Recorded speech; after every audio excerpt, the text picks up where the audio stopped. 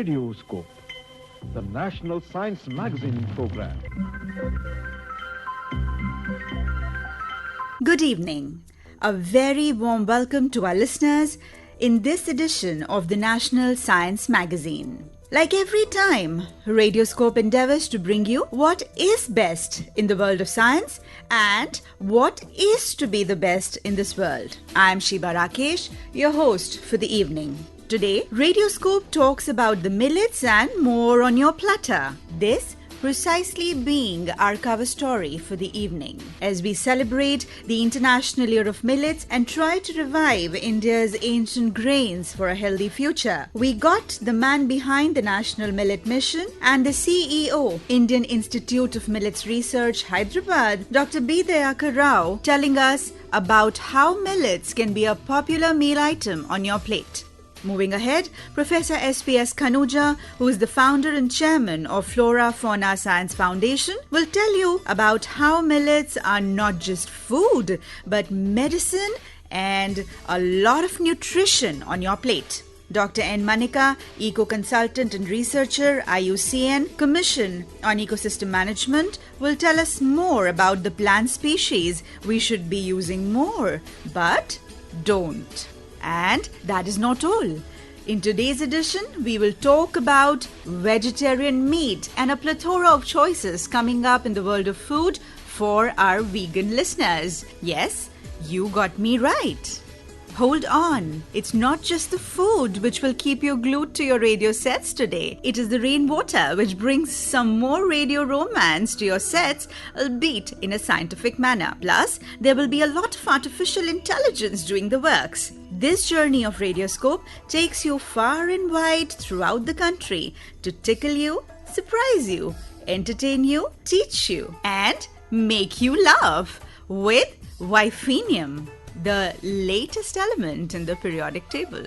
So, get, set, and go. It's written in our history, and it's always been around. We think it might be simple, but do we really know it's what? Millets are simple, yes, but we don't appreciate the worth in simplicity, do we? Dr. B. Dayakar Rao, that is why, gives us all the reasons for our getting back to millets. One of the reasons why we should get back to millets is they are smart foods.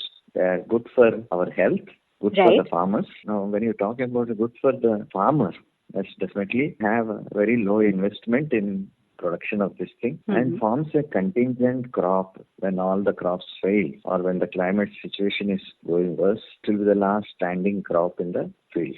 So it has multiple uses.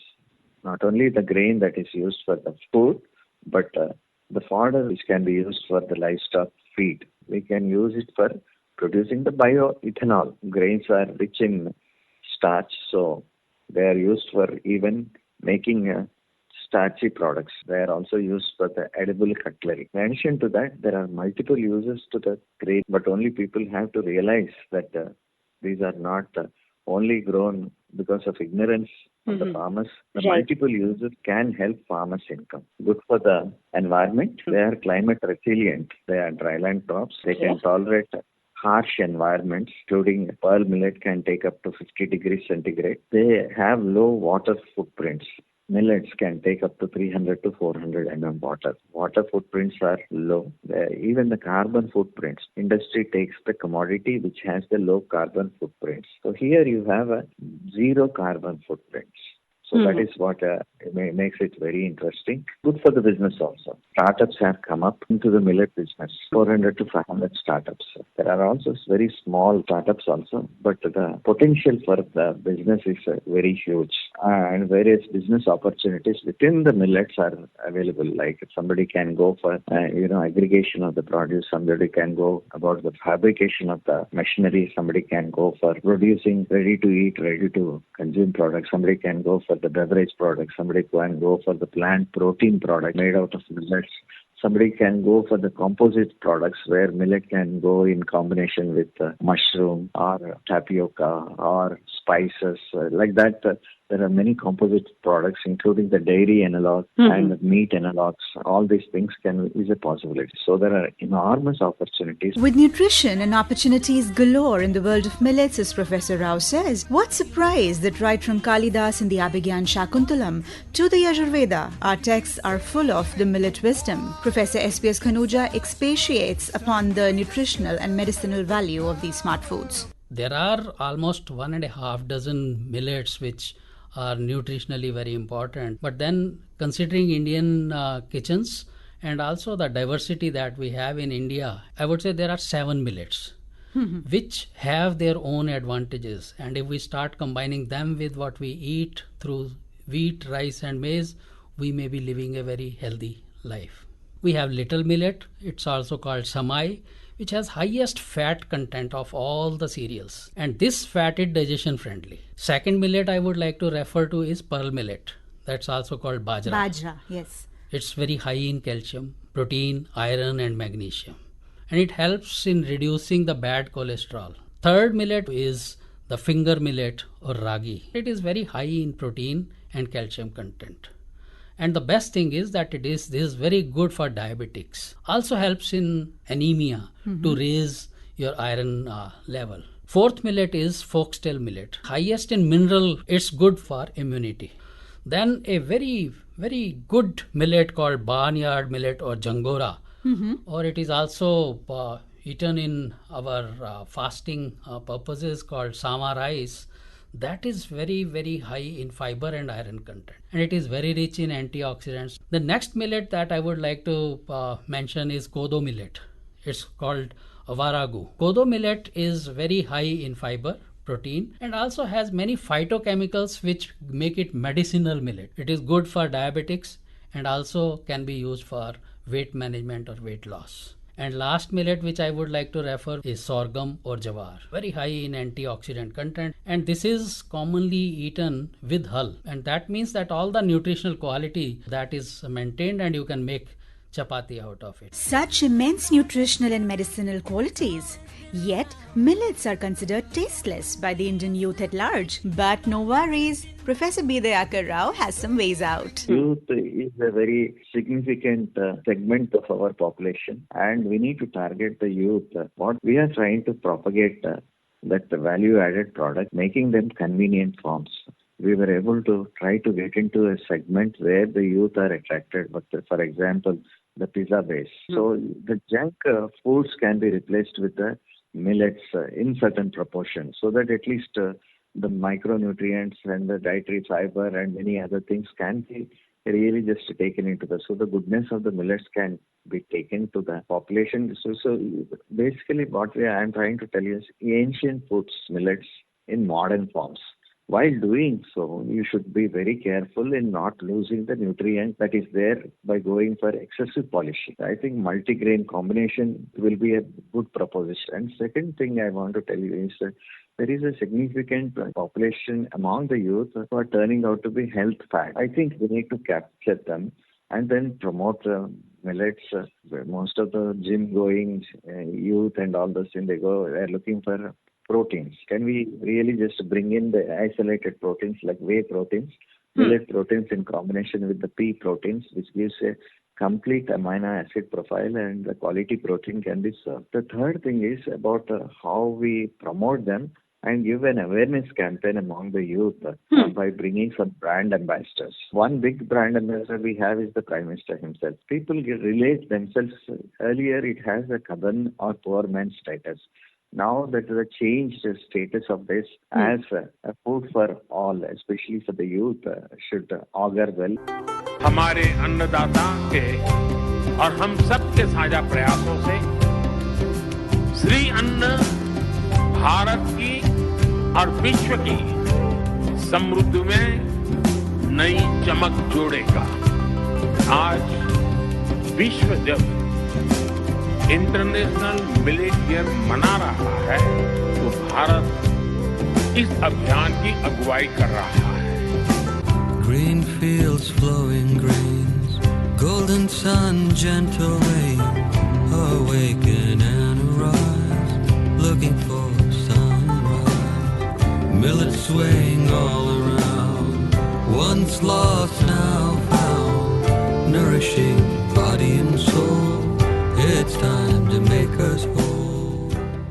With millets having so much to offer in all the terms mankind can think of, we also need to have a look at the other tasty avenues that science opens up in the field of food. Our cover story, Millets and More on Your Platter, is designed for just such knowledge. Professor SPS Khanuja now tells us the ways to vegetarian meat and what the future augurs for your plate in terms of variability in the Indian diet, so that your health and taste go hand in hand. Vegetarian meat or meat from plant sources, there are now already products in Western market which then can take a shape of typical meat products, although they don't have any animal sourcing in them. We have milk to be produced in plants like lettuce. This is a company which has got license for that. For vegans, the possibilities which will come from plants with all advantages of animal sourcing of the nutrition.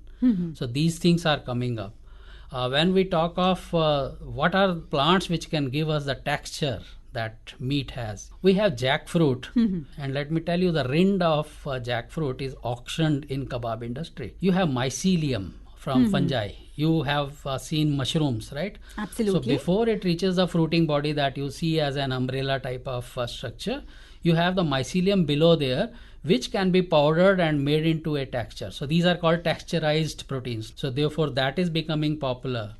And going to eggs, there is a company in Europe producing whatever you want to give shape as egg products, which is from mung bean. There is a company in US expressing white of the egg, that is albumin, in potatoes. And these you can call eggy potatoes, which then you can straight away utilize for all these preparations, bakery and confectionery, even for supplements for gym goers. So these are the, going beyond that, I will like to tell you that banana peel is going to be very, very useful in future for many textures of the products in food industry, particularly nutraceutical foods that you are getting.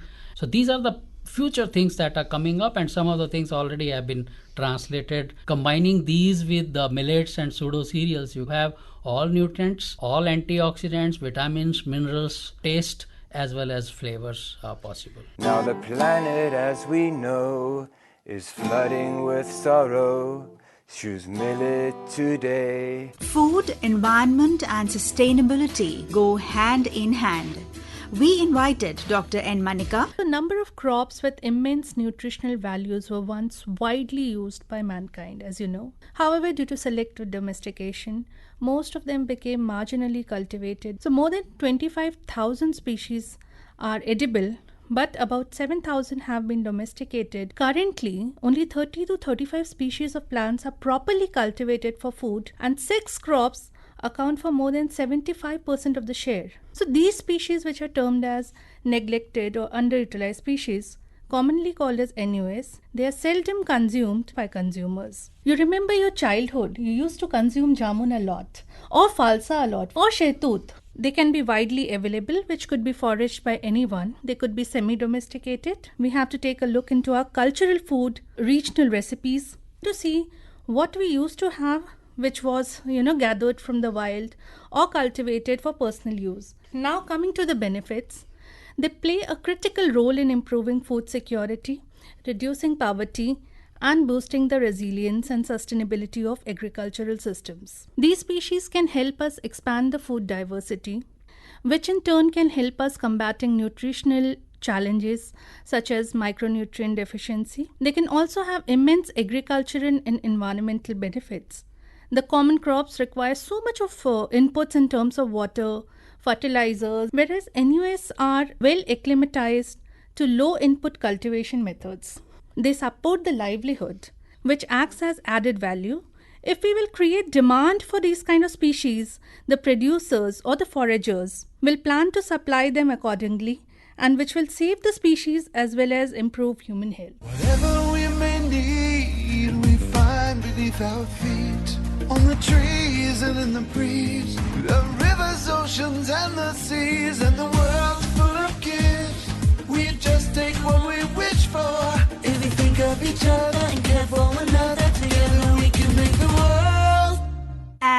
From food, we come to water. As we know that water conservation is one of the biggest issues facing mankind today, rainwater harvesting and rooftop water harvesting become as important.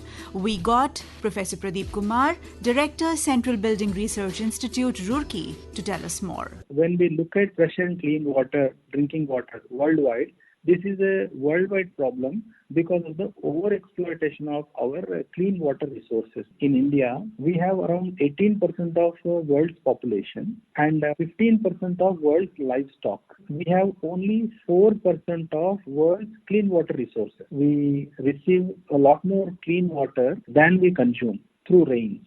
But what happens is this water falls on the ground and goes into the drains, and from there rivers, streams, and finally it enters into the sea. So in that process, it becomes too polluted for human use. So that is the main problem. So this rainwater harvesting is a technique to collect, store and use for human consumption, and then for cattle consumption and for agricultural and industrial uses. For human consumption, this concept, when we collect this on the rooftops, so that is a rooftop rainwater harvesting. See, this rainwater percolates into the ground. That area is becoming less and less. Another thing is increase in population is also another issue. We need more scientific techniques to store rainwater. Thank you so much, Dr. Pradeep Kumar, for guiding our listeners on the concept of rainwater harvesting and rooftop water harvesting. What do we need when the land is dry? Where do we go when the sun is high? Many will answer, water is for life. Rains are absolutely romantic and water is for life. That is why Professor Amlan Chakraborty, Director of Department of Information Technology, University of Calcutta, tells us about proper water storage. Professor Saab, we just listened to one of our experts telling us about rainwater and rooftop water harvesting as well as water storage. Talking about reusage and storage, what are the pitfalls of improper storage and how do you overcome them? Actually, rainwater harvesting is now very necessary because we have to store the rainwater so that we can reuse it. We have to do some processing. What we try to do, we try to get rid of the dissolved nitrogen and carbon, which are actually harmful for our environment. And if you use the water treatment for the rainwater harvesting process, right, this water treatment, what they do, we actually push oxygen supply. This oxygen supply oxidizes the carbon and nitrogen dioxide and carbon dioxide. Or some nitrous oxide also in some cases. These gases are again harmful in terms of our environment. When we are doing this processing of the water, rainwater can be easily used for some small agriculture, for washing. But if you are really using it for some household uses, you have to do the cleaning process of the water. In the process of making this water free of carbon and nitrogen, right, you generate the nitrogen oxide and carbon dioxide. So obviously we have to use technology to adapt or to take best use of it. So what we are presently trying to do research is that whether we can actually develop a sort of automated process control which can effectively do this water waste management with that having low footprint on the environment in terms of discharge of nitrogen gases as well as carbon dioxide. Professor Amlan Chakraborty, thank you so much for sparing your valuable time and being with us.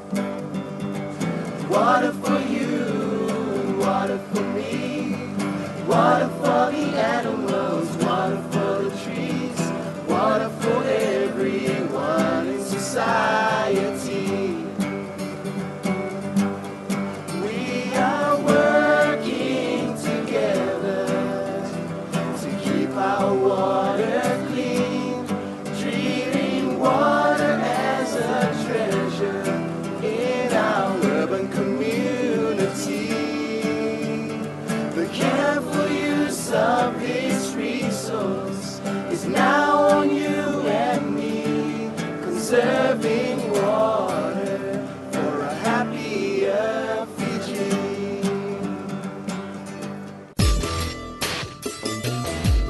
Plants, food, water, humans, sustainability, our planet Earth, right? But today, are we complete without machines? With artificial intelligence being the current technological buzzword, machines and their intelligence are important. But how important? It was to answer this question that we invited Professor Monendra Dayakar, Head of Department of Artificial Intelligence, IIT Hyderabad, to Radioscope. Professor Dayakar, we welcome you to Radioscope. Thank you very much. I would first like to know from you, what are the recent developments in the field of artificial intelligence you would like our listeners to know about? Sure. So we are hearing so much about AI around us in recent times. The field of AI, many general and common kind of techniques which are emerging out, which can be helpful in many different domains, and they are transforming such domains like in healthcare, agriculture, in transportation. We are now seeing a lot of advancements in weather prediction. Maybe 1 week before a cyclone hits, we know where it is coming, when it is coming, and exactly where it is going to hit. In healthcare domain, where by looking at the X-ray images or different other kinds of images, the AI-based algorithms are actually able to pinpoint certain areas where the doctors need to look at. They are becoming a very intelligent assistant for different professionals. So we are now talking about autonomous navigation. We'll be seeing driverless cars on the road. So we are also seeing so much about drones. Responsibility incomplete if we do not talk about some of the recent advancements which are in the space of generative AI. The machine learning or AI kind of algorithms that are able to generate text or generate images that people are looking at awe. So such techniques will have again an immense impact in education, training, and various other domains. Right, Professor Dayakar. When we talk about artificial intelligence, there is a growing fear among the youth about the growth of artificial intelligence usurping the jobs meant for them. How far would you agree with this? And what do you have to say to our listeners regarding this fear? Sure. So this is again a very much valid question, and the question that is possibly encircling in the minds of many students and young parents. So if you remember, there was a similar fear around the year 2000 when computers were being introduced. We feared that jobs will go. But later, where we slowly realized that computers are good at doing certain mundane things automatically and repeatedly. So they will not get bored, they will not get tired, or the humans will possibly be there. Today we see the value of that also. So when we do not have to visit a bank, but we do certain transactions by scanning a QR code or by net banking, we see how it has made the thing hassle-free. At the same time, if you think about the bank where a lot of things got computerized, they are now getting a lot of data in organized manner from which they can make their decisions instantaneously and in a very well-informed manner. Intelligence is something that we humans actually keep very close to our heart, and we are really proud that we humans are intelligent. Now, when the machines are able to do intelligent things, naturally there is a fear whether they'll come closer to the human intelligence and they'll surpass the human intelligence and so on. When we need to make decisions, many times we need to show a lot of empathy and compassion. We need to also think about the possible dangers that this decision may have. And it requires intelligence to have that next level. Now, the machines and the intelligence which is there, they lack in this aspect. So I'll give you a few examples. We talk about a mental health support. So there is a patient who is going to a counselor, and the counselor will possibly try to understand their problem, will engage in a dialogue in an emotional manner. Maybe the person, the patient, will not open up very easily at the very beginning, but it will be the role of the counselor to make him or her feel at home, and then slowly the conversation will go. Right? To also show that there's a light at the end of the tunnel. But consider the patient, suppose the patient knows she's talking to a computer. Will she open up in that manner? I don't think so. So here the empathy and compassion plays a major role. Healthcare. When we talk to a doctor about our problem, and doctor says that, okay, you do this thing, we get some kind of courage or assurance that, okay, it will be done. But suppose the doctor is doing surgery where even 1 millimeter error can be settled. Can we rely on automated systems or robots for these kinds of things? Here, these kinds of systems can be assistants. They can assist. Then if we can talk about national security and safety, for example, any miscalculation or mistake in prediction can disrupt international relations. The entire country, the people, they might be at stake. There are many situations where the cost of misprediction is really high. in these kinds of scenarios, again, AI systems are not yet mature enough. And these kinds of things, we need human touch. The role of AI will be there as an assistant. So I feel that although there is a fear, we should not lose hope, and there are so many different avenues that are now opening up. That people are realizing that AI is not everything. There are so many other cases where human intelligence is necessary. So we can feel comfortable thinking that human intelligence is far more intelligent than artificial intelligence can ever be. And that can allay our fear of not losing out on our jobs and our future prospects. Professor Dayakar, you joined us in Radioscope and you shared such vital points with our listeners. We are very, very grateful to you. Thank you so much. Thank you so much. Wow, so much of interesting information, right? Science is serious, friends, but it doesn't always have to make you straight-faced. So, if you have got my hint, it's time to laugh. Scienty is a robot and is a good friend of Monty. Scienty has discovered a new element, wifemanium, into periodic table and is describing its physical and chemical properties. It is requested that wives should not listen to it, please. Hi, Scienty. Hi, Monty. Anything new today? Yes, new addition to the periodic table of elements found. Oh, really? What's that? Element name wifemanium. Wifemanium? Yes, symbol WF, atomic weight. Don't even go there. Naughty? Okay, what are the physical properties? Generally soft and sweet, boils at nothing and may freeze at any time, melts when treated properly, very bitter if not used well, very active, highly unstable, possesses strong affinity with gold, silver, platinum, precious stones, violent when left alone, able to absorb great amounts of exotic food.